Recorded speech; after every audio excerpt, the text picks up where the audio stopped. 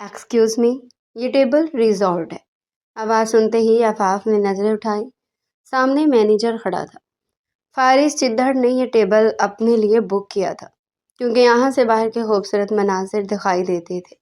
आफाफ को शदीद गुस्सा आया जब होटल के मैनेजर ने उससे डबल पैसे मांगे। मैम, अगर आपको यहाँ बैठना है तो आपको डबल पेमेंट करनी पड़ेगी। आफाफ गुस्से से वहाँ से चली गई, लेकिन जाते जाते फारिस चिद्दड़ की गाड़ी के सारे शीशे तोड़ गए। जब फारिस ने इस 5 स्टार होटल के पोशीदा कमरे में उसे ऐसा करते देखा तो उसे शदीद गुस्सा आया। तुम्हारा दिमाग तो अब मेरे नीचे आकर ठिकाने लगेगा। उसी शाम उसके घर रिश्ता लेकर पहुंच गया। ज़बरदस्ती निकाह करके वो उसे फार्म हाउस ले आया था, फिर हर पर्दे से आज़ाद करता अपनी जनूनियत उसके वजूद में। एक्सक्यूज़ मी, ये टेबल रिजॉर्ट है। अनजान मर्दाना आवाज़ सुनकर आफाफ ने निगाहें उठाई। उसके सामने सूटेड बूटेड एक हैंडसम नौजवान खड़ा था। एक पल के लिए तो वो मबहूत रह गई। नूर ने आगे बढ़कर उसका कंधा हिलाया तो वो गड़बड़ाते हुए होश की दुनिया में आई और अपने आप को कंपोज करते हुए बोली, लेकिन अब हम इस टेबल पर बैठकर खाना खा रहे हैं, और अगर ये रिजॉर्ट थी तो मैनेजर को हमें ऑलरेडी इस बारे में बताना चाहिए था। ये कहकर उसने एक अदा से अपने बालों को झटका और दोबारा से खाने की तरफ मतवज्जा हो गई। दूसरी तरफ शयान बेचैनी से गिलास डोर के दूसरी जानिब खड़े फारिस चिद्दड़ को देख रहा था, जो अपने फ़ोन गेस्ट्स के साथ अभी अभी वहाँ पर पहुँचा था। इन लड़कियों से बात करने से पहले शयान चिद्दड़ ने मैनेजर से बात करनी चाहिए, लेकिन वो वहाँ पर अवेलेबल नहीं था। इसलिए मजबूरन वो खुद ही उनके पास चला आया। यहाँ पर तो दुनिया भर के हैंडसम और खूबसूरत बंदे आते हैं। आइंदा हम हर महीने पैसे जमा करके यहाँ पर आया करेंगे। उसके चहकती हुई आवाज़ सुनकर शयान चिद्दड़ के लबों पर एक दिलफरेब सी मुस्कुराहट रेंगी, लेकिन जैसे उसने फारिस चिद्दड़ के गुस्से से लाल चेहरा देखा, उसकी मुस्कुराहट फ़ौरन से सिमटे। मैंने तुम्हें टेबल खाली करवाने के लिए बोला था, इन लड़कियों से गप्पे लगाने के लिए नहीं। सर, मैंने मैनेजर के बारे में पूछा लेकिन वो अवेलेबल नहीं है। अगर आप कहें तो हम दूसरी टेबल। फारिस चिद्दड़ ने हाथ उठाकर अपने सेक्रेटरी शयान को खामोश होने का इशारा किया और उसकी आंखों में झांकते हुए दांत पीसते हुए बोला, मुझे वही रिजॉर्ट टेबल चाहिए, अभी और इसी वक्त। इन मामूली से लड़कियों को उठाकर बाहर फेंको, वरना ये काम मैं खुद करूँगा। उसका पारा गुस्से से हाई हो गया था।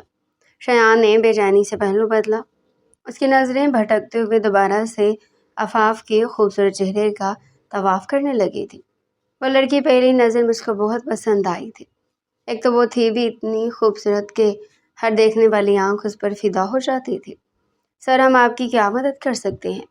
मैनेजर को जैसे ही पता चला कि फारिस चिद्दड़ अपने फ़ॉरेन डेलीगेट्स के साथ वहाँ पहुँच गया है, वो फ़ौरन उसे हामता कामता हुआ होटल वापस आया और अपने लहजे को शीरी बनाते हुए मुस्कुराकर सवाल करने लगा। फारिस चिद्दड़ ने उसे खा जाने वाली नज़रों से देखा और एक एक लफ्ज़ को चबाते हुए दो टोक लहजे में बोला, अभी और इसी वक्त अपने 2 टके के मेहमानों को उठाओ और यहाँ से बाहर फेंको। वो मेरे रिजॉर्ट टेबल पर बैठे हुए हैं। मैं सोच भी नहीं सकता था तुम्हारे होटल की इस कदर घटिया इंतज़ामिया होगी। मैनेजर का चेहरा शर्मिंदगी के मारे लाल हो गया था। उसने खा जाने वाली नज़रों से अपने वेटर्स को घूरा। उनमें इन बेचारों का भी कोई कसूर नहीं था। दरअसल आफाफ अपनी दोस्तों के साथ पैसे जमा करके पहली बार कॉलेज बैंक करके 5 स्टार होटल में आए थे। उसने टेरेस वाली टेबल को चुना था क्योंकि वहाँ पर बाहर का व्यू बहुत खूबसूरत नज़र आता था। वेटर ने उसे आकर बताया भी था कि मैम, ये टेबल रिजॉर्ट है, लेकिन आफाफ ने उसकी एक नहीं सुनी और ज़बरदस्ती वहाँ पर बैठ गई। वो वेटर वहाँ पर नया था, उसे अपनी नौकरी का भी डर था, कहीं ऐसा न हो कि लड़कियाँ उसकी शिकायत लगा दें, इसलिए वो खामोश हो गया। अगर इस बेचारे को पता होता कि इन मामूली से लड़कियों की फारिस चिद्दड़ के सामने हैसियत 2 कौड़ी की है, तो वो शायद पहले उनको वहाँ से बैठने की इजाज़त ना देता। मगर अब क्या पछताए हो जब चिड़ियाँ चुग गई खेत। सर, वो टेबल भी खाली हो गई है। शयान ने आफाफ के बराबर की टेबल को देखकर मिनमिनाते हुए कहा तो जवाब में फारिस चिद्दड़ उसे खूनखार नज़रों से देखने लगा। तो तुम खुद वहाँ पर जाकर क्यों नहीं बैठ जाती हो? ये सुनकर शयान बुरी तरह से गड़बड़ा गया था। एक बात तो सच थी कि फारिस चिद्दड़ गुस्से में किसी को भी खाते में नहीं लाता था, चाहे सामने उसका अपना बाप ही क्यों ना खड़ा हो। میم آپ کائنڈلی اس ٹیبل سے اٹھ جائیں، یہ ٹیبل ریزروڈ ہے۔ مینیجر نے اپنے لہجے کو حد المکان نارمل رکھنے کی کوشش کی۔ آفاق جو کہ پہلے حد سے زیادہ جھنجھلائے ہوئی تھی، باقاعدہ طور پر چیختے ہوئے بولی، تو ہم بھی یہاں پر مفت بیٹھ کر کھانا نہیں کھا رہے ہیں، ہم نے بھی پیسے دیے ہیں، اور آپ ہمیں یوں بار بار یہاں سے اٹھنے کے لیے نہیں بول سکتے۔ مینیجر نے مضبوطی سے اپنے لب بھینچے اور پرسکون لہجے میں بولا، میم یہ پریمیم ٹیبل ہے اور یہاں پر بیٹھنے کے لیے آپ کو ٹرپل پیمنٹ کرنی ہوگی۔ اگر تو آپ مجھے ابھی اور اسی وقت پیمنٹ کر دیتی ہیں تو میں آپ کو پریشان نہیں کروں گا، اگر آپ نہیں کر سکتی تو مہربانی کر کے اپنی اوقات کے مطابق ٹیبل کا انتخاب کیجیے۔ ایک بات کو تو مینیجر کو بہت اچھے طریقے سے اندازہ تھا کہ وہ کالج کی لڑکیاں پہلی بار وہاں پر آئی ہیں، کیونکہ جس طرح کی بے وقوفانہ حرکتیں وہ چاروں کر رہی تھی نا، کوئی بھی اندازہ لگا سکتا تھا۔ ادھر آفاق کا چہرہ غصے کے مارے لال انگارہ ہو گیا تھا۔ مسٹر، کیا آپ کو اپنے کسٹمرز کے ساتھ بات کرنے کی تمیز نہیں ہے؟ یہ سن کر مینیجر کے لبوں پر زہریلی مسکراہٹ پھیل گئی۔ کسٹمرز آپ جیسے ہوں تو ہم دوسرا طریقہ آزمانے پر مجبور ہو جاتے ہیں۔ اب پلیز آپ یہاں سے اٹھیے، ورنہ مجھے اپنے گارڈز کو بلا کر آپ کو زبردستی اٹھانا پڑے گا۔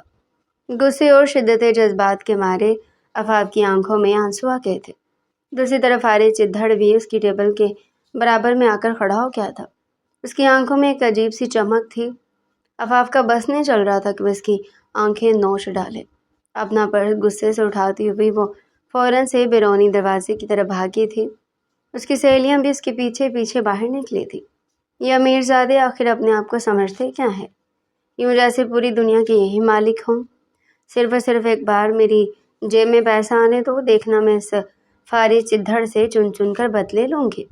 اگر میں نے اس 2 ٹکے کے بزنس ٹائکون کو دن میں تارے اور رات میں سورج نہ دکھایا تو میرا نام بھی آفاق خان زادہ نہیں۔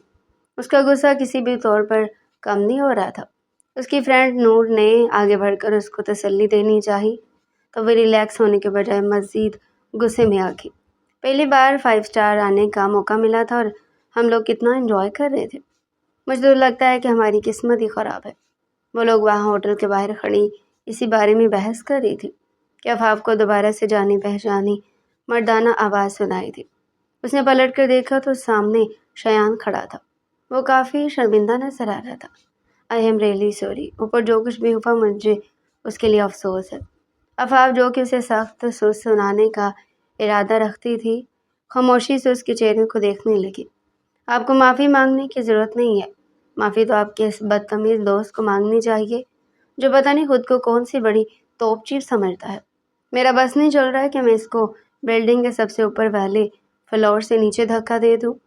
یہ سن کر شایان نے فوراً سے اپنا چہرہ جھکایا اور اپنی مسکراہٹ دبانے کی ناکام کوشش کرنے لگا، کیونکہ اگر آفاق نے ان خیالات کے بارے میں فارغ چدھڑ کو پتہ چلتا تو وہ گش کھا کر رہ جاتا۔ اس کو ایک بہت بڑی خوش فہمی یہ تھی کہ اسے لگتا تھا کہ لوگ یا تو اسے محبت کرتے ہیں یا پھر اس سے ڈرتے ہیں، کوئی بھی اس سے نفرت نہیں کر سکتا، کیونکہ اس کی شخصیت ہی ایسی ہے۔ لیکن اسے معلوم نہیں تھا کہ آفاق خان زادہ کو اس انتہا کی نفرت ہو چکی تھی۔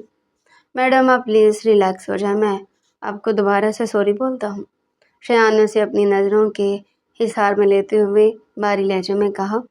تو آفاق بھی ایک پل کے لیے خاموش ہو گئی تھی۔ اس کا غصہ تھوڑا سا ٹھنڈا ہوا۔ شایان کی نظروں سے اسے شرم محسوس ہونے لگی تھی۔ جہاں تک اس کی فرینڈز کا سوال ہے تو وہ ایک ہی کالونی سے آتی تھی۔ نور کا بھائی لینے کے لیے آیا تھا، وہ تینوں وہاں سے چلی گئی تھی، جبکہ آفاق کو لوکل جانا تھا۔ اب اس جگہ پر صرف شایان اور آفاق ہی کھڑے تھے۔ کیا آپ میرا ایک چھوٹا سا کام کر سکتے ہیں؟ آفاق نے اپنی آنکھیں معصومیت سے ٹمٹماتے ہوئے کہا تو شایان نے فوراً سے اپنے سینے پر ہاتھ رکھا۔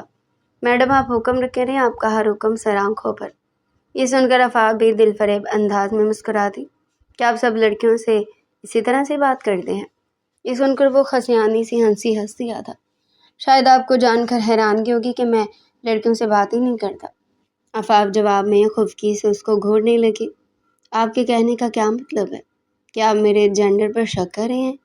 یہ سن کر وہ یکدم ہی بوکھلا گیا اور اپنے کانوں کو ہاتھ لگاتے ہوئے بولا، نہیں میڈم، خدا کا خوف کریں، میں ایسا گناہ کیسے کر سکتا ہوں؟ میں تو بس آپ کو یہ بتانا چاہتا ہوں کہ آپ پہلی لڑکی ہیں جس سے میں بات کر رہا ہوں۔ آفاف نے ایک ادا سے اپنے بالوں کو جھٹکا۔ سب لڑکے ایسا ہی کہتے ہیں۔ مجھے یقین نہیں، خیر آپ یہ ایک چھوٹا سا نوٹ پکڑیے اور یہ آپ نے اپنے اس فارغ چدھڑ کو جا کر دینا، لیکن وعدہ کیجیے کہ آپ اس کو راستے میں کھول کر نہیں پڑیں گے۔ آفاف نے اپنے بیگ سے ثبت نوٹ نکالا، اس پر تحریر لکھنے کے بعد اس نے شایان کے حوالے کیا۔ اور ایک اور ریکویسٹ ہے آپ سے، کیا آپ مجھے بتا سکتے ہیں کہ فارغ چدھڑ کی گاڑی کون سی ہے؟ شایان نے اس کی بات پر سر ہلاتے ہوئے بلیک کلر کی ویگو ڈالا کی طرف اشارہ کیا۔ میں اس سے زیادہ آپ کی کوئی بھی مدد نہیں کر سکتا، آگے آپ خود بھی سمجھدار ہیں۔ یہ کہہ کر وہ لمبے لمبے ڈھنگ بڑھتا ہوا سیڑھیاں چڑھتا ہوا اوپر چلا گیا تھا، جبکہ آفاف اس کی پشت کو گھور کر رہ گئی تھی۔ اس کا دل ابھی بھی زور سے دھڑک رہا تھا اور شروع سے ہی خوابوں کی دنیا میں جیتی تھی۔ ہر عام لڑکی کی طرح اس کی بھی خواہش تھی کہ اس کے لیے کوئی بہت ہی خوبصورت نوابزادہ شادی کرے۔ جہاں تک پڑھائی کا سوال تھا تو اسے تو دور دور تک کتابوں سے کوئی دلچسپی نہیں تھی۔ کالج میں ایڈمیشن بھی اس نے صرف اور صرف آوارہ گردی کرنے کے لیے لیا تھا۔ شایان کے وہاں سے جانے کے بعد وہ گاڑی کی طرف بڑھی۔ پہلے اس نے اپنی اچھی طرح سے تسلی کی تھی کہ آگے پیچھے کوئی کیمرہ تو نہیں ہے، لیکن وہ نادان نہیں جانتی تھی کہ وہاں پر خفیہ کیمرے لگے ہوئے تھے جو کہ انسانی آنکھ سے اوجھل تھے۔ گاڑی کا ستیہ ناش کرنے کے بعد وہ گنگناتی ہوئی رکشہ لے کر اپنے گھر کی طرف بڑھ گئی تھی۔ اب اس نے جو کچھ بھی کیا تھا یہ سوچ کر ہی اس کے دل میں گدگدی ہو رہی تھی۔ اب تمہیں پتہ چلے گا فارغ چدھڑ، مجھ سے پنگا لے کر تم نے اپنی زندگی کی کتنی بڑی غلطی کر دی ہے۔ وہ دل ہی دل میں اس سے مخاطب ہوتے ہوئے بولی۔ دوسری طرف شایان چدھڑ نے مضبوطی سے لب انجھے ٹیبل کی طرف بڑھ گیا تھا۔ فارغ نے اس پر ایک سرسری سی نظر ڈالی۔ واش روم میں اتنی دیر کیوں لگائی ہے؟ میں کب سے تمہارا انتظار کر رہا ہوں۔ یہ لوگ میرا سر کھا گئے ہیں۔ فارغ کا اشارہ سامنے بیٹھے عربی ڈیلیکٹرز کی طرف تھا، جنہوں نے عربی بول بول کر اس کے دماغ کی بتی گل کر دی تھی۔ وہ بس ان کی ہر بات پر مسکراتے چلے جا رہا تھا اور شایان کے واپس آنے کا انتظار کر رہا تھا۔ وہ میری تھوڑی سی طبیعت خراب تھی، شایان نے بہانہ بنایا۔ اس نے وہ چھوٹا سا نوٹ خاموشی سے سائڈ پر کھسکا دیا تھا اور خود ڈیلی گیٹ کی طرف متوجہ ہو گیا تھا۔ اچانک سے فارغ کی نظر اس نوٹ پر پڑی تو اس نے غیر ارادی طور پر اسے اٹھایا۔ سامنے لکھی ہوئی تحریر کو پڑھ کر وہ گڑبڑا گیا اور پھر اس کے لبوں پر دل فریب سی مسکراہٹ پھیل گئی تھی۔ نوٹ پر لکھا ہوا تھا کہ فارغ چدھڑ، اللہ کرے کہ تمہیں کتے کاٹے۔ زندگی میں پہلی بار پیسے جمع کر کے میں 5 اسٹار ہوٹل میں آئی تھی، لیکن تم نے سب برباد کر دیا۔ اس نے وہ اسٹیکی نوٹ اپنے ہاتھوں میں موڑا اور اطمینان سے سیٹ کے ساتھ ٹیک لگا کر بیٹھ گیا۔ شایان اس دوران وقفے وقفے سے اس کے چہرے کے تاثرات کو دیکھ رہا تھا، جیسے اندازہ لگانے کی کوشش کر رہا ہو کہ اس کے باس کے دماغ میں کیا چل رہا ہے۔ ہمیشہ کی طرح وہ اس بار بھی ناکام ہو گیا۔ وہ دونوں میٹنگ ختم ہونے کے بعد نیچے آئے تو گاڑی کی حالت دیکھ کر فارغ چدھڑ غصے کے مارے دہاڑا۔ اس کی گاڑی کے سارے شیشے ٹوٹے ہوئے تھے اور ٹائر بھی پنکچر تھے۔ یوں لگ رہا تھا جیسے کسی نے اپنا سارا غصہ اس کی گاڑی پر اتارا ہو۔ شایان کو بھی اپنا سر چکراتا ہوا محسوس ہو رہا تھا۔ اس کو لگا تھا کہ وہ لڑکی زیادہ سے زیادہ گاڑی کا ٹائر پنکچر کرے گی یا پھر ایک آدھ شیشہ توڑ دے گی، لیکن اس لڑکی نے تو پوری کی پوری گاڑی کو ہی فارغ کر دیا تھا۔ ابھی اور اسی وقت جا کر CCTV کیمرے میں دیکھو اور فوٹیج نکال کر لاؤ کہ یہ کام کس نے کیا ہے۔ سن کر شایان ایک دم ہی پریشان ہو گیا۔ سر، مجھے نہیں لگتا کہ یہاں پر کہیں پر کیمرہ لگا ہوگا۔ شایان نے آس پاس دیکھتے ہوئے لا علمی کا اظہار کرتے ہوئے کہا، اور یہ کام جس کا بھی ہے نا، فکر مت کرے، میں اس کے بارے میں پتہ لگا لوں گا۔ ابھی میں یہ گاڑی لے کر جاتا ہوں اور اس کی ریپیئرنگ کرواتا ہوں۔ جاہلوں والی باتیں مت کرو شایان، یہ 5 اسٹار ہوٹل ہے اور یہاں پارکنگ میں بھی کیمرے لگے ہوتے ہیں اور یہاں پر گارڈز بھی ہوتے ہیں۔ پتہ کرو کہ اس وقت گارڈ کہاں تھے جب میری گاڑی کی دھڑکن بن رہی تھی۔ ابھی اور اسی وقت مجھے اس آدمی کے بارے میں جاننا ہے جس نے اپنی موت کو دعوت دی ہے۔ جاؤ، وہ دوبارہ سے چیختے ہوئے بولا۔ شایان نہ چاہتے ہوئے بھی وہاں پر موجود کنٹرول روم کی طرف بڑھ گیا تھا۔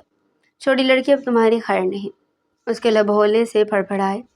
فارغ کو پہلے ہی غصہ تھا کیونکہ عربیوں نے اس کے ساتھ ڈیل کرنے سے انکار کر دیا تھا اور اب گاڑی کی حالت اس کا سارے کا سارا موڈ غارت ہو گیا تھا۔ شایان نے یہ کہہ کر بات ڈال دی تھی کہ کیمرے کی فوٹیج 24 گھنٹوں کے اندر نکلے گی۔ اس کو لگ رہا تھا کہ شاید اس عرصے کے دوران فارغ بھول جائے گا، لیکن یہ اس کی غلط فہمی ثابت ہوئی۔ عفاف جب وہاں پر موجود تھی تب خوش قسمتی سے گارڈ نماز پڑھنے کے لیے گیا تھا۔ اس بیچارے کو بھی اندازہ نہیں تھا کہ ایسا کوئی حادثہ پیش آ جائے گا۔ اگلی صبح جب شایان آفس پہنچا تو فارس پہلے ہی فوٹیج نکال چکا تھا۔ وہ اپنی ٹیبل پر کچھ تصویریں بھی رکھ کر بیٹھا ہوا تھا۔ ادھر شایان اندر داخل ہوا اور ادھر فارس نے اس کے سامنے وہ تصویریں دیکھ کے لی۔ یہ وہی لڑکی نا جو کل ہماری ریزورٹ ٹیبل پر بیٹھی ہوئی تھی؟ شایان نے دیکھا تو اپنے سر کو کھجاتے ہوئے گڑبڑاتے ہوئے بولا، مجھے تو ٹھیک طرح سے یاد نہیں ہے۔ فارس بس اس کو گھور کر رہ گیا تھا۔ مجھے بہت اچھے طریقے سے یاد ہے، یہ وہی لڑکی ہے، ابھی اور اسی وقت۔ اس کے بارے میں ساری ڈیٹیلز نکالو، مجھے اس کا نمبر چاہیے۔ سوچ بھی نہیں سکتی کہ مجھے پنگا لے کر اس نے اپنے آپ کو کس جہنم میں دھکیل دیا ہے۔ شایان بس اس کے چہرے کو دیکھ کر رہ گیا تھا۔ دوسری طرف عفاف صبح اٹھ کر سو کر اٹھی تو وہ خود کو کافی ہلکا پھلکا محسوس کر رہی تھی۔ اس کی نظروں کے سامنے بار بار شایان کا چہرہ گھوم رہا تھا۔ یا میرے اللہ، کس قدر پیارا بندہ تھا وہ، اسے کم از کم میرا نمبر تو مانگ ہی لینا چاہیے تھا۔ دیکھ تو مجھے ایسا رہا تھا جیسے تھوڑی دیر میں پرپوز کر ڈالے گا۔ ایک تو یہ لڑکے بھی نا۔ وہ منہ میں بڑبڑاتی ہوئی فریش ہو کر واش روم سے باہر نکلی ہی تھی کہ اس کا موبائل بجنے لگا۔ رانگ نمبر سے کال آ رہی تھی۔ اس کے لب مسکراہٹ میں ڈل گئے۔ لگتا ہے کہ اس آدمی نے میرا نمبر نکلوا ہی لیا۔ اس نے چہکتے ہوئے جیسے موبائل کان سے لگایا تو دوسری طرف سے آنے والی آواز سن کر ایک پل کے لیے اس کے ہاتھ کانپ گئے تھے۔ Sorry mister wrong number.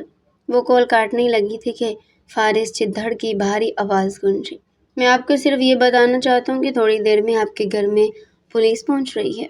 عفاف نے یہ سنا تو اس کے ہاتھ پاؤں پھول گئے تھے۔ دوسری طرف فارس کے قریب کھڑا شایان بے چینی سے پہلو بدل کر رہ گیا تھا۔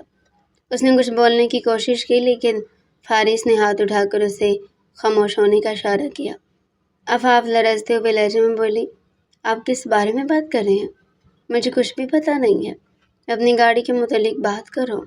آپ نے کل میری گاڑی کو جو حال کیا نا، میرے پاس اس کے تمام تر ثبوت موجود ہیں اور CCTV کیمرے میں بھی اس کی فوٹیج ہے۔ عفاف کو جیسے ہی پتہ چلا اس نے ڈرامے بازی شروع کر دی۔ دیکھیں مسٹر، میرے ساتھ ایسا مت کریں، میرے 5 چھوٹے چھوٹے بچے ہیں اور میرا شوہر بھی بڑا ظالم آدمی ہے۔ اس کو پتہ چلے تو وہ مجھے جان سے مار دے گا۔ شایان کے لیے اپنی ہنسی دبانا بے حد مشکل ہو گیا تھا، جبکہ فارس کے ہونٹ بھی ہلکے سے مسکراہٹ میں ڈلے تھے۔ دیکھیں مجھے فرق نہیں پڑتا کہ آپ کے کتنے بچے اور آپ کا شوہر کیسا ہے، مجھے صرف اپنی گاڑی سے مطلب ہے۔ میں آپ کو ایک موقع دے رہا ہوں، ابھی اور اسی وقت نقصان کے پیسے میرے اکاؤنٹ میں ٹرانسفر کریں یا پھر ساری زندگی کے لیے جیل میں سڑنے کے لیے تیار ہو جائے۔ ٹھیک ہے، میں آپ کو ابھی اور اسی وقت پورے 10,000 بیچ رہی ہوں۔ اس نے دل پر پتھر رکھتے ہوئے منہ بسوڑتے ہوئے کہا، 10,000 میں تو آدھا شیشہ بھی نہیں لگے گا۔ گاڑی کا نقصان تقریباً 5 لاکھ کے برابر ہے۔ عفاف کو لگ رہا تھا کہ ساتوں آسمان اس کے سر کے اوپر آ کر گر گئے ہیں۔ اس کا دماغ سائیں کرنے لگا تھا۔ سب سے زیادہ ڈر اس کو اپنے ابا جان سے لگ رہا تھا۔ اگر ان کو پتہ چل جاتا تو اس کی ٹانگیں توڑ کر ہمیشہ کے لیے اس کو گھر بٹھا لیتے، یا اگر اس سے بھی زیادہ خطرناک کچھ ہو سکتا تھا تو وہ یہ تھا کہ وہ پھوپھو کے نالائق بیٹے سے اس کی شادی کروا دیتے۔ دیکھیں مسٹر، میں آپ کی طرح امیر نہیں ہوں، عفاف نے لرزتے ہوئے لہجے میں کہا۔ میں آپ کو اتنے زیادہ پیسے نہیں دے سکتی، لیکن اس کے علاوہ آپ مجھے جو بھی کہیں گے میں کروں گی۔ آپ کہیں تو میں آپ کے آفس میں بغیر تنخواہ کے 2 مہینے کے لیے نوکری بھی کر سکتی ہوں۔ اس نے چٹکی بجاتے ہوئے فوراً سے حل پیش کیا تو دوسری طرف فارس نے پرسوچ نظروں سے شایان کو دیکھا، جس کی آنکھوں میں دیے جلنے لگے تھے۔ پہلے آپ مجھ سے آ کر ملے، اس کے بعد ہم اس بارے میں تفصیل سے بات کرتے ہیں۔ یہ کہہ کر وہ کھٹ سے کال کاٹ چکا تھا۔ عفاف نے فوراً سے اپنی سہیلیوں سے رابطہ کیا۔ اس کی موئی سہیلیوں میں سے کوئی بھی اس کی مدد کرنے کے لیے تیار نہیں تھا۔ سب لوگوں نے صاف کہہ دیا تھا کہ ہمیں اس معاملے میں گھسیٹنے کی ضرورت نہیں ہے۔ تم نے جو کیا اس میں ساری غلطی تمہاری ہے، ہم نے تو تمہیں ایسا مشورہ نہیں دیا تھا۔ اب وہ بری طرح سے بے بس تھے۔ پہلے اس کے ذہن میں آیا کہ وہ اپنی بڑی بہن کو بتا دے، لیکن پھر وہ یہ سوچ کر خاموش ہو گئی کہ اس کی زندگی میں تو پہلے اتنی پریشانیاں چل رہی تھی، وہ مزید اس کا سکون غارت نہیں کرنا چاہتی تھی۔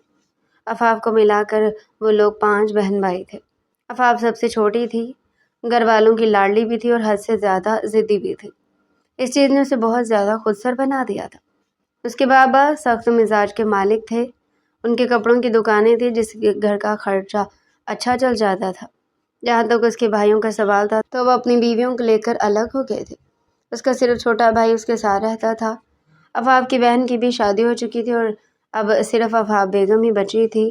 اس کے ابا جان چاہتے تھے کہ وہ جلد از جلد اس کو رخصت کرتے، کیونکہ وہ اس کی حرکتوں سے بہت زیادہ عاجز آ چکے تھے۔ لیکن جو بھی رشتہ آفاق کے لیے آتا وہ ناک چڑھا کر صاف انکار کر دیتی اور دو ٹوک انداز میں کہتی کہ یہ میرے معیار کے مطابق نہیں ہے۔ جواب میں اس کی امی آمنہ بیگم اپنا ماتھا پیٹ کر رہ جاتی تھی اور اس کے سامنے باقاعدہ طور پر ہاتھ جوڑ کر کہتی تھی، کچھ تو خدا کا خوف کرو، اتنے اچھے اچھے رشتوں کو ٹھکرا رہی ہو تم، کل کو یہ بھی نہیں آنے ہیں۔ دوسری طرف آفاق کی پھپھو نے اس کے گھر کے چکر لگانے شروع کر دیے تھے۔ آفاق کو ڈر تھا کہیں ابا جان بہن کی محبت کے ہاتھوں مجبور ہو کر اس کا بندوبست نہ کر دے، اور اب فارس نامی نئی مصیبت اس کے سر پر مسلط ہو گئی تھی۔ یا میرے اللہ، میں کیا کروں؟ اسے اپنے بالوں کو زور زور سے کھینچنا شروع کر دیا تھا۔ کیا مجھے شخص سے ملنے کے لیے جانا چاہیے؟ اگر نہیں گئی تو یہ پولیس لے کر میرے گھر کے دروازے پر پہنچ جائے گا۔ اس نے زور سے اپنا سر پیچھے کی طرف جھٹکا تو وہ دیوار کے ساتھ جا کر لگا۔ ہائے میرے اللہ، میں مر گئی۔ وہ وہیں پر درد سے چیخنے لگی تھی۔ کافی زیادہ سوچ بچار کے بعد اگلے دن اس نے فارس سے ملنے کا فیصلہ کیا تھا۔ گھر میں وہ یہ بتا کر نکلی تھی کہ اپنی سہیلی کے گھر پڑھنے کے لیے جا رہی ہے۔ اس کی خوش قسمتی یہ بھی تھی کہ ابا جان گھر پر موجود نہیں تھے، ورنہ اماں صاف انکار کر دیتی۔ جب وہ بتائے ہوئے ہوٹل پر پہنچی تو وہ بھی 5 اسٹار سے کم نہیں تھا۔ چلو اس بہانے مجھے اتنی اچھی جگہ پر آنے کا موقع تو ملا۔ اب پیاری پیاری سنیپس بنا کر اپنی دوستوں کو بھیجوں گی، وہ تو جل جل کر راکھ ہو جائیں گے۔ وہ دل ہی دل میں سوچتی آگے بڑھ رہی تھی کہ اچانک اسے اپنے برابر میں کسی کی موجودگی کا احساس ہوا۔ وہ شیان تھا جو فارس کے حکم پر بلڈنگ کے نیچے کھڑا اس کا انتظار کر رہا تھا۔ اس نے آفاق کو آواز بھی دی تھی مگر وہ اپنے خیالوں میں اس حد تک گم تھی کہ اسے سنائی نہیں دیا۔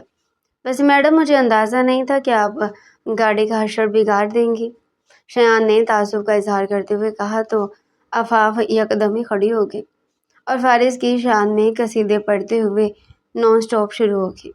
مجھے بالکل بھی آئیڈیا نہیں تھا کہ وہاں پر کیمرے لگے ہوئے ہیں۔ آپ پلیز مجھے بچا لیں ورنہ اس انسان نے تو میرا کچومر بنا لینا ہے، اور اگر اس نے مجھے جیل بھیج دیا میری تو زندگی برباد ہو جائے گی، اور ابا تو مجھے جیل میں آ کر گولی مار دیں گے۔ ابھی تو میری شادی بھی نہیں ہوئی ہے۔ یہ سن کر شیان نے اپنی مسکراہٹ دبائی اور عین شاہدہ سے بولا، لیکن کل تو آپ نے کہا تھا کہ آپ کی شادی ہو چکی ہے اور آپ کے 5 بچے ہیں۔ میں بھی حیران ہو رہا تھا کہ بھلا ایک 18 سال کی لڑکی کے 5 بچے کیسے ہو سکتے ہیں۔ پھر میں نے یہ سوچ کر خود کو تسلی دے دی کہ ہو سکتا ہے آپ نے ٹوئنز بچوں کو جنم دیا ہو۔ یہ سن کر آفاق کے گالوں پر حیا کی لالی پھیل گئی تھی۔ اسے بالکل بھی امید نہیں تھی کہ وہ شخص اس قدر بولڈ طریقے سے اپنے خیالات کا اظہار کرے گا۔ آفاق کو یوں شرماتا ہوا دیکھ کر شیان کے دل کی بیٹ مس ہوئی تھی۔ اسے یقین ہو گیا تھا کہ وہ اس لڑکی کو پسند کرنے لگا ہے، لیکن وہ اسے اظہار کرتے ہوئے گھبرا رہا تھا۔ کہیں ایسا نہ ہو کہ آفاق برا منا جائے، وہ پہلے اسے دوستی کرنا چاہتا تھا۔ خیر یہ ساری باتیں چھوڑے، میں آپ کی مدد کرنے کے لیے تیار ہوں۔ میں آپ کو 5 لاکھ دوں گا، آپ وہ باس کو دے دیجیے گا۔ آفاق نے یہ سنا تو آنکھیں چھوٹی چھوٹی کر کے اسے گھورنے لگی۔ دیکھیے مسٹر، اگر آپ مجھے ایسی ویسی لڑکی سمجھ رہے تو میں آپ کو بتا دوں، میں اسے پہلے کہ وہ مزید کچھ کہتی، شیان نے ہاتھ اٹھا کر اسے خاموش ہونے کا اشارہ کیا اور سنجیدگی سے بولا، میں آپ کی بہت عزت کرتا ہوں اور ہمیشہ کرتا رہوں گا۔ غلطی میری ہے، مجھے ہی آپ کو باس کی گاڑی کے بارے میں نہیں بتانا چاہیے تھا۔ اگر میں چپ ہو جاتا تو ایسا کبھی بھی نہ ہوتا۔ آفاق نے یہ سنا تو فوراً سے بول پڑی، آپ بالکل ٹھیک کہہ رہے ہیں، ساری غلطی آپ کی ہے۔ اس نے پل بھر میں سارا ملبہ شیان کے اوپر گرا دیا تھا۔ آپ مجھے اپنا اکاؤنٹ نمبر شیئر کریں، میں پیسے ٹرانسفر کر دیتا ہوں، اور باس سے گھبرانے کی بالکل بھی ضرورت نہیں ہے، ٹھیک ہے؟ اس کو اچھے دوستوں کی طرح سمجھا رہا تھا، جبکہ آفاق اس کی باتوں پر زور و شور سے ہاں میں گردن ہلا رہی تھی۔ جب وہ وہاں پر پہنچی تو اس کو دیکھ کر فارس اٹھ کھڑا ہوا۔ آفاق ایک دم سے گھبرا گئی تھی، لیکن پھر شیان کی باتیں جب اسے یاد آئی تو اس نے فوراً ہی اپنے آپ کو کمپوز کیا اور فارس کے سامنے سیدھی ہو کر بیٹھ گئی۔ میں آپ کو آپ کے پیسے لوٹانے کے لیے آئی ہوں، آپ مجھے اپنا اکاؤنٹ نمبر شیئر کریں۔ یہ سن کر فارس نے اسے چونک کر دیکھا کیونکہ جہاں تک اسے عفاف کے بارے میں انفارمیشن ملی تھی وہ ایک مڈل کلاس فیملی سے تعلق رکھتی تھی اور 5 لاکھ کا ایک دم سے بندوبست کرنا اس کے لیے مشکل ہی نہیں ناممکن تھا۔ فارس نے مضبوطی سے اپنے لب بھینچے۔ لگتا ہے کہ آپ نے ایک مصیبت سے بچنے کے لیے دوسری مصیبت کو گلے میں ڈال دیا ہے۔ عفاف نے جواب میں ایک ادا سے اپنے بالوں کو جھٹکا اور آنکھیں گھماتے ہوئے بولی، آپ کو میری فکر کرنے کی ضرورت نہیں ہے، آپ کو اپنے پیسوں سے مطلب ہونا چاہیے۔ یہ سن کر وہ عجیب سے انداز میں مسکراتے ہوئے چیئر کے ساتھ ٹیک لگاتے ہوئے بولا، میں نے یہاں پر آپ کو پیسوں کے لیے نہیں بلایا، میں تو پرانی رشتہ داری کو تازہ کرنا چاہتا تھا۔ عفاف کو اس کی باتیں سن کر شدت سے کچھ غلط ہونے کا احساس ہوا۔ اس کے چہرے پر پھیلے ہوئے خوف کے رنگوں کو دیکھ کر فارس کے دل کو عجیب سا سکون ملا تھا۔ دوسری طرف شیان بھی چونک گیا تھا۔ کیا انکل فرحاد کو پتہ ہے کہ آپ کل 5 اسٹار ہوٹل میں اپنی دوستوں کے ساتھ پارٹی کر رہی تھی اور پھر اس کے بعد آپ نے میری گاڑی کا ستیہ ناش کیا ہے اور ابھی آپ 5 لاکھ کا بندوبست کر کے یہاں پر مجھ سے ملنے کے لیے آئی ہیں؟ فارس کے منہ سے اپنے باپ کا نام سن کر عفاف کو زمین پھٹتی ہوئی محسوس ہوئی تھی۔ ہائے میرے اللہ، میں کہاں پھنس گئی ہوں؟ اس نے بے ساختہ انگلیاں دانتوں میں دبا لیں، جبکہ کچھ فاصلے پر کھڑا ہوا شیان بھی بے چینی سے پہلو بدل کر رہ گیا تھا۔ میرے بابو کو سب کچھ پتہ ہے، آپ اپنے پیسے لے جائیں، میری جان چھوڑیے۔ یہ سن کر فارس ہلکا سے اس کی جانب جھکا اور سرسراتے ہوئے لہجے میں بولا، لیکن مجھے تو ایسا نہیں لگ رہا۔ خیر میں کل انکل کے پاس آؤں گا، ان سے کنفرم کر لوں گا۔ عفاف ایک دم سے اپنی جگہ پر اٹھ کھڑی ہوئی اور انگلی اٹھا کر اسے دھمکی دیتے ہوئے بولی، دیکھیے مسٹر، آپ اپنے کام سے کام رکھیے، خبردار جو آپ نے میرے گھر میں آنے کی کوشش کی، میں آپ کو چھوڑوں گی نہیں۔ آس پاس ٹیبلز پر بیٹھے ہوئے سب لوگ ان کی طرف متوجہ ہو گئے تھے۔ فارس نے اسے خونخوار نظروں سے گھورا تو اسے شدت سے اپنی بے وقوفی کا احساس ہوا۔ لرزتے ہوئے اس نے اپنا بیگ اٹھایا اور لمبے لمبے ڈھنگ بھرتی ہوئی وہاں سے چلی گئی تھی۔ بس اگر یہ آپ کو پیسے دے رہی ہے تو ہمیں معاملہ یہیں پر ہی ختم کر دینا چاہیے۔ شیان نے اس کے جانے کے بعد فارس سے کہا تو وہ تیکھے لہجے میں بولا، شیان بہتر یہی ہے کہ اپنے کام سے کام رکھو اور ہاں جا کر مسٹر زین سے ملاقات کرو اور ان سے نیکسٹ میٹنگ کے لیے ٹائم مانگو۔ اسے حکم دیتا ہوا وہاں سے چلا گیا تھا۔ شیان اس کی پشت کو گھور کر رہ گیا تھا۔ فارس اس کے تایا جان کا بیٹا تھا۔ وہ بچپن سے ہی بہت زیادہ قابل تھا۔ چھوٹی سی عمر میں اس نے بزنس کی دنیا میں اپنا نام بنا لیا تھا اور اب تو وہ شہر کا سب سے بڑا بزنس ٹائکون تھا۔ جہاں تک شیان کا سوال تھا تو اس کے بابا جان بہت زیادہ عیاش تھے۔ انہوں نے جوانی میں ہی اپنی جائیداد لے لی تھی اور اپنے بھائیوں سے الگ ہو گئے تھے، لیکن ان کی یہ جائیداد کچھ ہی سالوں میں عیاشی میں ختم ہوگی، جہاں تک کہ ان کے پاس اپنے بچوں کے لیے بھی کچھ نہیں بچا تھا۔ اس کے باوجود بھی دادا جان نے ان پر احسان کیا اور انہیں واپس حویلی میں بلا لیا۔ شیان کی فارس سے شروع سے ہی دوستی تھی، وہ اس کا دایاں بازو تھا۔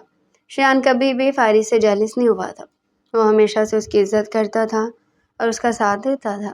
اس کے پاس اپنا بزنس اسٹیبلش کرنے کے لیے سرمایہ نہیں تھا، اس نے فارس کا سیکورٹی بننے کا فیصلہ کیا۔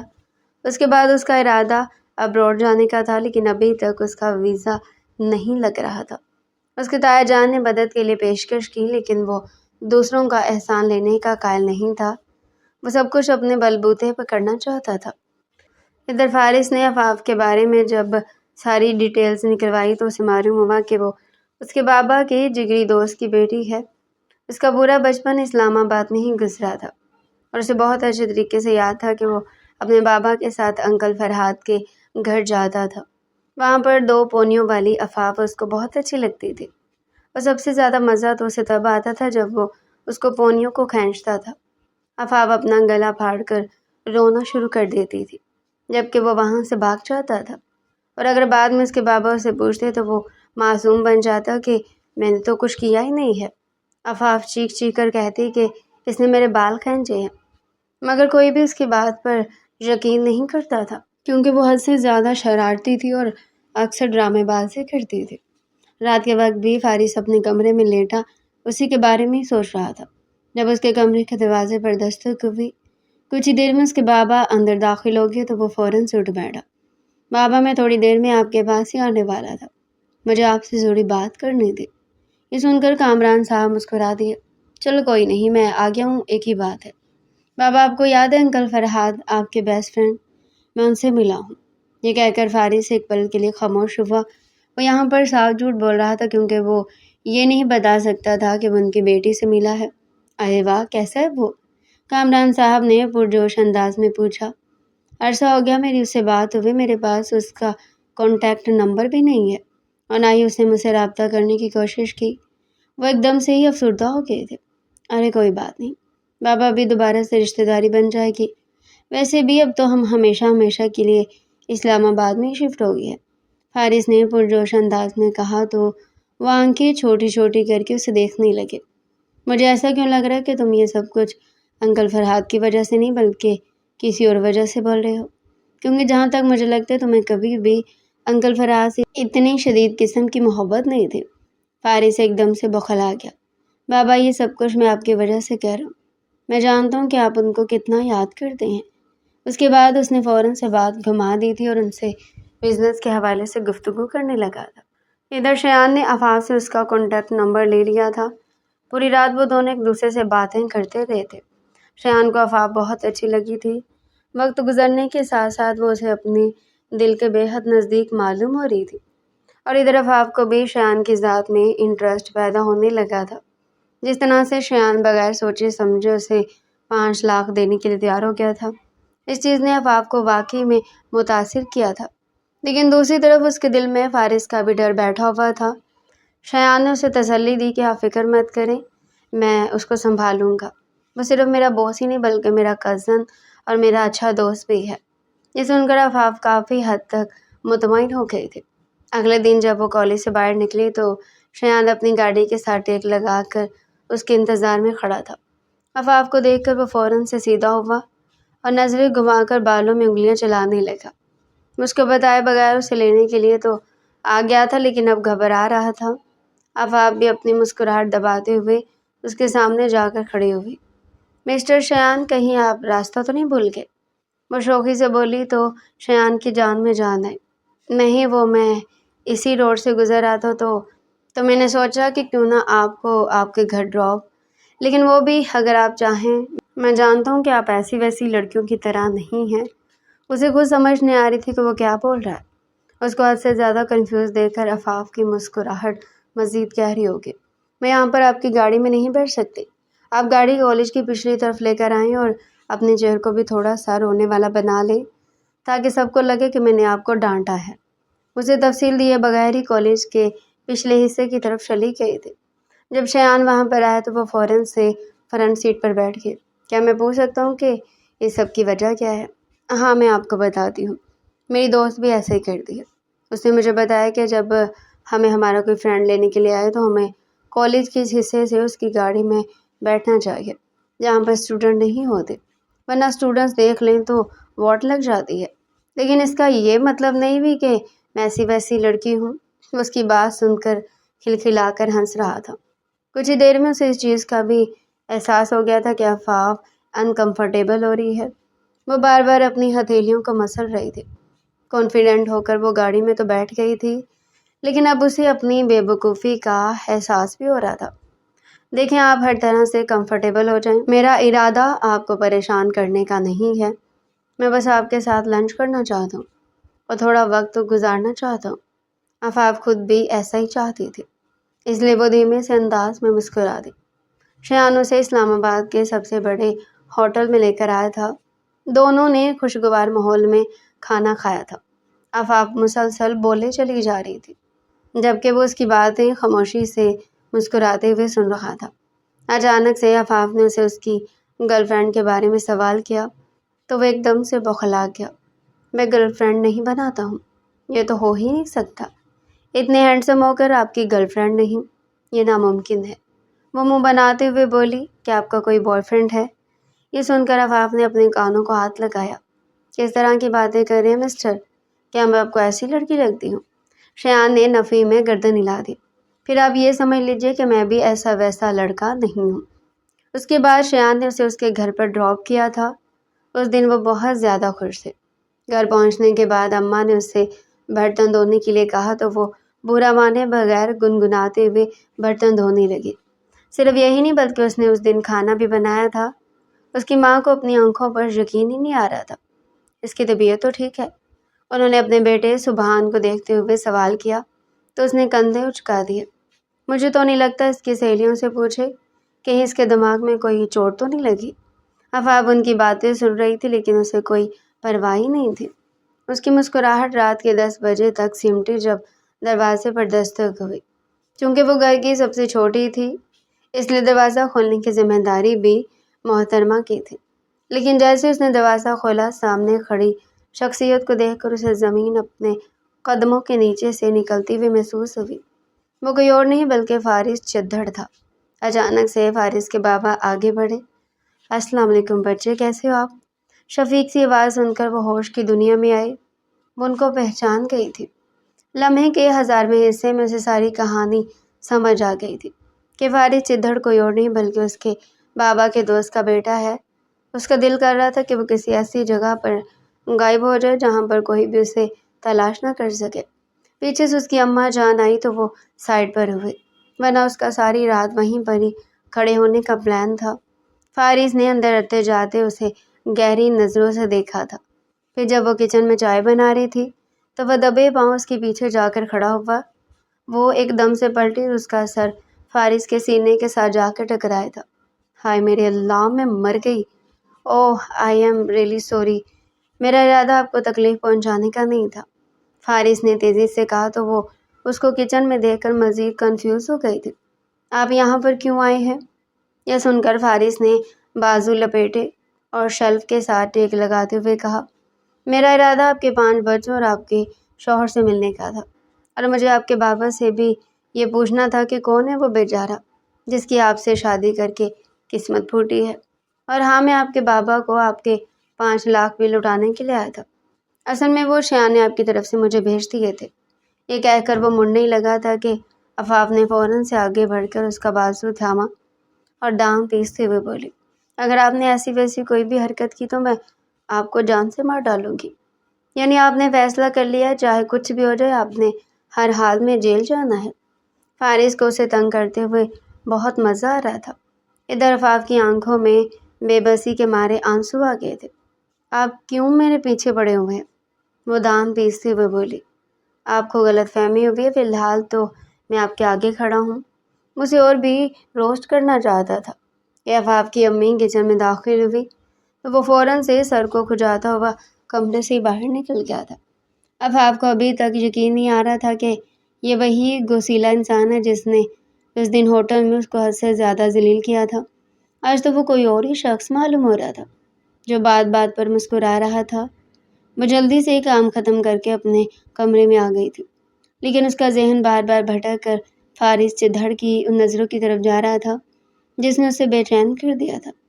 کہیں اس انسان کا دماغ تو خراب نہیں ہو رہا؟ یہ مجھے کیسے دیکھ رہا تھا؟ اگلی بار اگر اس نے ان نظروں سے مجھے دیکھا تو میں اس کی آنکھیں نکال لوں گی۔ پتہ نہیں اپنے آپ کو سمجھتا کیا ہے، ٹھرکی کہیں کا۔ اگر مجھے پتا تو یہ وہی ہے جو بچپن میں میرے بال کھینچتا تھا تو میں ہوٹل والے دن اس کی گاڑی توڑنے کے بجائے اس کو گنجا کر دیتی۔ اس کا غصہ کسی بھی طور پر کم نہیں ہو رہا تھا۔ فرحات صاحب کے گھر سے واپسی پر فارس کے دل و دماغ پر عفاف پوری طرح چھائی ہوئی تھی۔ وہ ضدی اور معصوم عفاف جو بچپن میں اس کی ہر شرارت پر رو دیا کرتی تھی، اب ایک خوبصورت اور دلکش دوشیزہ بن چکی تھی جس کی معصومیت نے فارس کے مغرور دل کو پگھلا دیا تھا۔ حویلی پہنچتے ہی فارس نے مزید وقت ضائع نہ کرنے کا فیصلہ کیا۔ وہ سیدھا حویلی کے مرکزی دالان میں گیا جہاں دادا جان اپنے مخصوص رعبدار انداز میں صوفے پر براجمان تھے۔ فارس نے گہرا سانس لیا، اپنے اندر کے اضطراب کو چھپایا اور انتہائی سنجیدگی سے دادا جان اور اپنے بابا کے سامنے جا کر کھڑا ہو گیا۔ دادا جان، بابا، میں نے اپنی زندگی کا ایک بہت بڑا فیصلہ کر لیا ہے اور میں چاہتا ہوں کہ آپ دونوں اس میں میرا ساتھ دیں۔ فارس کا لہجہ دو ٹوک تھا۔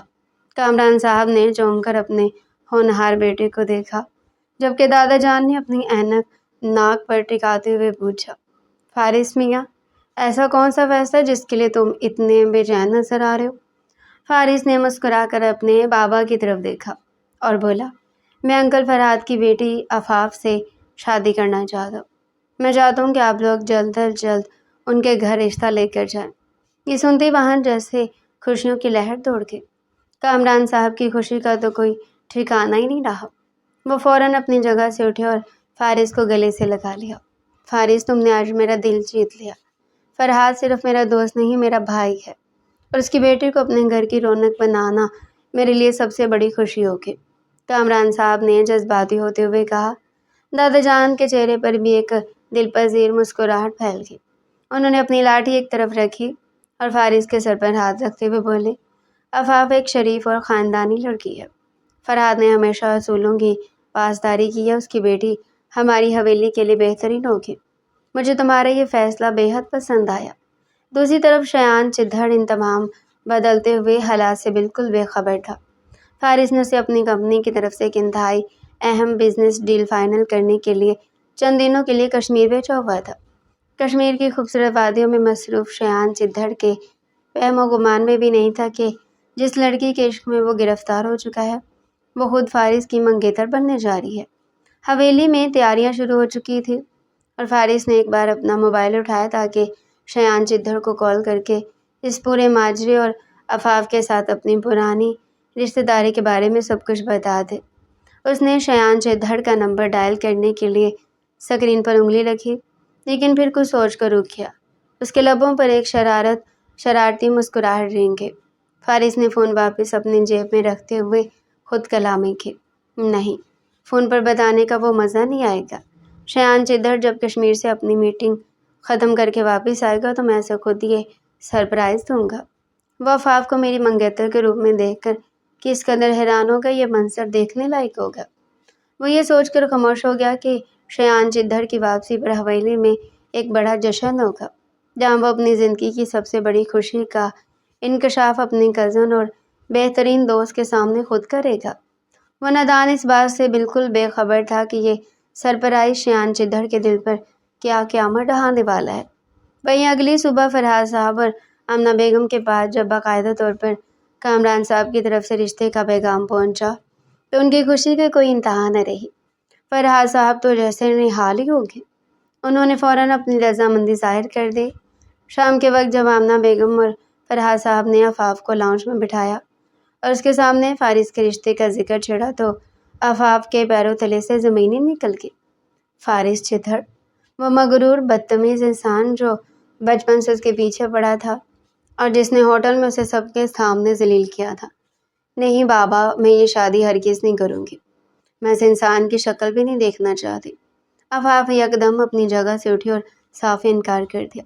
فرحاد صاحب نے اپنے سخت مزاج کے مطابق اس کی بات کو ہوا میں اڑا دیا۔ عفاف، میں ان کو زبان دے چکا ہوں، اور جہاں تک فارس کی بات ہے مجھے اس میں کوئی برائی نظر نہیں آتی۔ تمہیں تو خوش ہونا چاہیے۔ فارس کامران کا بیٹا ہے، ہمارے شہر کا سب سے بڑا بزنس ٹائکون اور بے حد سلجھا ہوا خاندانی لڑکا۔ میں اس رشتے کے لیے ہاں کر چکا ہوں اور اب تمہاری کسی ضد کی کوئی گنجائش نہیں ہے، انہوں نے حتمی لہجے میں کہا۔ آمنہ بیگم نے بھی اسے سمجھانے کی کوشش کی، لیکن عفاف بھاگتی ہوئی اپنے کمرے میں چلی گئی اور اندر سے دروازہ بند کر کے پھوٹ پھوٹ کر رو دی۔ وہ بری طرح گھبرا چکی تھی اور اس کے دل پر بوجھ آ گیا تھا۔ وہ فارس سے نہیں بلکہ شایان چدھڑ سے محبت کرتی تھی۔ اس کے دل میں تو شایان چدھڑ کی محبت نے ڈیرے ڈال رکھے تھے، جو اس کے ایک اشارے پر 5 لاکھ روپے دینے کے لیے تیار ہو گیا تھا۔ جو اسے اتنے پیار و عزت سے دیکھتا تھا، اسے یقین تھا کہ شایان چدھڑ بھی اسے اتنی محبت کرتا ہے اور وہ اس مشکل وقت میں اس کا ساتھ ضرور دے گا۔ عفاف نے لرزتے ہاتھوں سے اپنا موبائل اٹھایا اور شایان چدھڑ کا نمبر ڈائل کیا، لیکن دوسری طرف سے آواز آئی، آپ کا مطلوبہ نمبر اس وقت بند ہے۔ اس نے 1 2 3 بار نمبر ملایا مگر نمبر مسلسل بند جا رہا تھا۔ عفاف کی پریشانی اور بے بسی حد سے بڑھنے لگی۔ وہ نہیں جانتی تھی کہ شایان چدھڑ اس وقت کشمیر کے ایسے دور دراز پہاڑی علاقے میں ایک میٹنگ کے لیے موجود تھا جہاں شدید برف باری اور موسم کی خرابی کی وجہ سے سگنلز کا نام و نشان تک نہیں تھا۔ پوری رات وہ پاگلوں کی طرح شایان چدھڑ کا نمبر ملاتی رہی۔ صبح کے وقت اچانک 2 منٹ کے لیے شایان چدھڑ کے نمبر پر بیل گئی۔ عفاف کی جان میں جان جیسے آئی۔ اس نے فوراً فون کان سے لگایا۔ ہیلو شایان چدھڑ، خدا کے لیے میری بات سنیں، میں بہت بڑی مصیبت میں ہوں، عفاف نے روتے ہوئے چیخ کر کہا۔ دوسری طرف سے شایان چدھڑ کی ہلکی سی آواز ابھری۔ ہیلو آفاق، آپ کی آواز کٹ رہی ہے۔ یہاں سگنل۔ شایان چدھر۔ فارس میرا رشتہ لے کر میرے گھر آیا، میرے بابا میری شادی اس سے کر رہے ہیں۔ شایان چدھر کچھ کرے۔ آفاق نے اپنی پوری طاقت سے چلایا، لیکن وہاں سگنلز کا اتنا شدید مسئلہ تھا کہ آواز حد سے زیادہ کٹ رہی تھی۔ شایان چدھر کی طرف سے صرف کٹی کٹی آوازیں آ رہی تھی۔ آفاق، کیا آواز نہیں آ رہی؟ اور اس سے پہلے کہ آفاق اپنی بات دہراتی، کال دوبارہ کٹ گئی اور نمبر پھر سے بند ہو گیا۔ آفاق نے مایوسی سے فون بستر پر پٹخ دیا اور اپنے سر کو گھٹنوں میں چھپا کر رونے لگی۔ وہ اس بات سے بالکل انجان تھی کہ قسمت اس کے ساتھ کیا کھیل کھیل رہی ہے، اور جس شایان چدھر کو وہ اپنی محبت سمجھ کر پکار رہی ہے، وہ خود فارس کی ہی طرف سے وہاں گیا ہوا ہے اور جا کر بھی اس کی پکار نہیں سن پا رہا۔ جب شایان چدھر اپنی ہم ترین ڈیل فائنل کر کے واپس اسلام آباد پہنچا تو ملازم نے اسے ہوٹل جانے کے لیے کہا۔ وہ حیران رہ گیا۔ پھر جب وہ وہاں پہنچا تو اس کے پیروں تلے سے زمین نکل گئی۔ آج فارس اور آفاق کے نکاح کی تقریب تھی۔ سرخ روسی لباس میں ملبوس بھاری زیورات پہن کر اسٹیج پر بیٹھی آفاق کسی اپسرا کی طرح لگ رہی تھی، لیکن اس کے چہرے پر ہوائیاں اڑ رہی تھی۔ جیسے ہی فارس کسی مہمان سے ملنے کے لیے اسٹیج سے اترا، شایان نے اپنے لرزتے ہوئے قدم اسٹیج کی طرف بڑھائے۔ آفاق نے نظر اٹھا کر دیکھا۔ شایان کو سامنے پا کر اس کی بھیگی آنکھوں سے آنسو نکل پڑے۔ شایان اسٹیج کی آخری سیڑھی پر رک گیا۔ اس کا دل بری طرح دھڑک رہا تھا، لیکن اس نے ضبط کی دیوار کو تھامے رکھا۔ وہ ہولے سے بولا، مبارک ہو میڈم، آپ کی زندگی کا سب سے بڑا دن ہے آج۔ شایان کی آواز میں ایک عجیب سا اکھڑ پن اور دکھ تھا جو چھپائے نہیں چھپ رہا تھا۔ آفاق نے اپنے کامتے ہوئے لب کھولے۔ اس کی آواز رند گئی تھی۔ آپ کہاں تھے شایان؟ میں نے آپ کو اتنی بار کال کی، آپ کا نمبر بند جا رہا تھا۔ میں نے آپ کو بتایا تھا کہ فارس میرا رشتہ لے کر آیا ہے، میں آپ کا انتظار کر رہی تھی۔ شایان نے ایک تلخ مسکراہٹ کے ساتھ اپنا سر جھکایا۔ کشمیر میں سگنل نہیں تھے آفاق، اور سچ تو یہ کہ تقدیر کے سگنل بھی شاید ہم سے پہلے ہی کٹ چکے تھے۔ مجھے نہیں معلوم تھا کہ جس لڑکی کے لیے میں اپنے دل میں جذبات چھپائے بیٹھا تھا وہ میرے اپنے بھائی کی امانت بننے جا رہی ہے۔ آفاق نے تڑپ کر اسے دیکھا۔ اس کی آنکھوں میں طراف محبت صاف نظر آ رہا تھا۔ آپ نے مجھے پہلے کیوں نہیں بتایا شایان؟ اگر آپ ایک بار، صرف ایک بار مجھ سے کہہ دیتے تو میں بابا کے سامنے ڈٹ جاتی، میں اس فارس چدھر سے کبھی شادی نہ کرتی۔ شایان نے گہرا سانس لیا اور اپنے جلتے ہوئے دل کو پتھر کا بناتے ہوئے بولا، شاید میں نے بہت دیر کر دی۔ محبت صرف خاموشی سے نبھانے کا نام نہیں، وقت پر حق جتانے کا نام بھی ہے۔ لیکن اب دیر ہو چکی ہے آفاق، اب آپ فارس کی عزت ہو اور میری بھابھی۔ آفاق نے روتے ہوئے ہمیشہ کے لیے اپنی نظر جھکا دی، کیونکہ وہ جانتی تھی کہ اب اس کے پاس واپسی کا کوئی راستہ نہیں بچا تھا۔ اسی لمحے فارس پرجوش انداز میں آگے بڑھا اور شایان کو گلے لگا لیا۔ شایان یار تم آگے دیکھو، یہ ہے میرا سرپرائز، میری آفاق۔ شایان نے ضبط کا آخری گھونٹ بھرا اور مسکرا کر فارس کے کندھے پر ہاتھ رکھا۔ مبارک ہو بوس، آپ دنیا کے خوش قسمت ترین انسان ہیں۔ اس ٹوٹتے ہوئے دل کے ساتھ شایان نے خدا کا لاکھ لاکھ شکر ادا کیا کہ اس نے ماضی میں کبھی آفاق سے زبانی اظہار کر کے اسے احساس جرم میں مبتلا نہیں کیا تھا۔ وہ خاموشی سے ہال کے کونے والے دروازے کی طرف بڑھ گیا، یہ جانتے ہوئے کہ اب یہاں اس کا کوئی کام نہیں تھا۔ دوسری طرف فارس کی خوشی کا کوئی ٹھکانہ نہیں تھا۔ وہ آفاق کو پا کر دنیا کا خوش قسمت ترین انسان محسوس کر رہا تھا۔ آفاق نے جب فارس کی آنکھوں میں اپنے لیے بے پناہ محبت، سچائی اور جنون دیکھا تو اس نے بھی دل ہی دل میں خود کو سمجھا لیا۔ وہ ایک خاندانی لڑکی تھی۔ اس نے فیصلہ کر لیا کہ اب وہ فارس کی وفادار بیوی بن کر رہے گی، اور ماضی کی تمام ادھوری خواہشات، شایان چدھر کا خیال ہمیشہ کے لیے بھول جائے گی۔ شادی کے فوراً بعد شایان چدھر کے لیے حویلی میں رہنا اور روز آفاق کو فارس کے ساتھ دیکھنا ناممکن ہو گیا تھا۔ وہ شایان چدھر جو کبھی کسی کا احسان نہیں لیتا تھا، اپنی خودداری کو پیچھے چھوڑ کر مجبوراً اپنے تایا جان کے پاس آ گیا اور ان سے رقم ادھار لے کر ہمیشہ ہمیشہ کے لیے بیرون ملک شفٹ ہو گیا۔ وہ اپنی پرانی یادوں سے دور ایک نئی زندگی شروع کرنا چاہتا تھا۔ وقت گزرتا گیا اور آفاق اپنی نئی زندگی میں پوری طرح مصروف ہو گئے۔ فارس اسے اپنے پلکوں پر بٹھا کر رکھتا تھا، اسے بے تحاشا پیار کرتا اور اس کی ہر ضرورت اور خواہش کا خیال رکھتا تھا۔ فارس کی سچی محبت نے آفاق کے دل کے تمام زخم بھر دیے تھے، اور پھر وہ دن بھی آیا جب آفاق نے ایک خوبصورت بیٹے کو جنم دیا، جس کے آنے سے آفاف کی زندگی مکمل ہو گئی۔ ایک دن جب فارس نے باتوں باتوں میں آفاف کو بتایا کہ شایان چدھر نے بھی ابراڈ میں شادی کر لی ہے اور وہ اپنی زندگی میں بہت خوش ہے، تو آفاف کے لبوں پر ایک پرسکون مسکراہٹ پھیل گئی۔ وہ شایان چدھر کے لیے بہت خوش تھی، کیونکہ وہ بھی ہمیشہ سے دل سے یہی چاہتی تھی کہ شایان چدھر ماضی کے سائے سے نکل کر اپنی زندگی میں آگے بڑھ جائے اور خوش رہے۔ دونوں نے اپنی اپنی تقدیر کو قبول کر لیا تھا اور اب ان کی زندگیوں میں صرف سکون تھا۔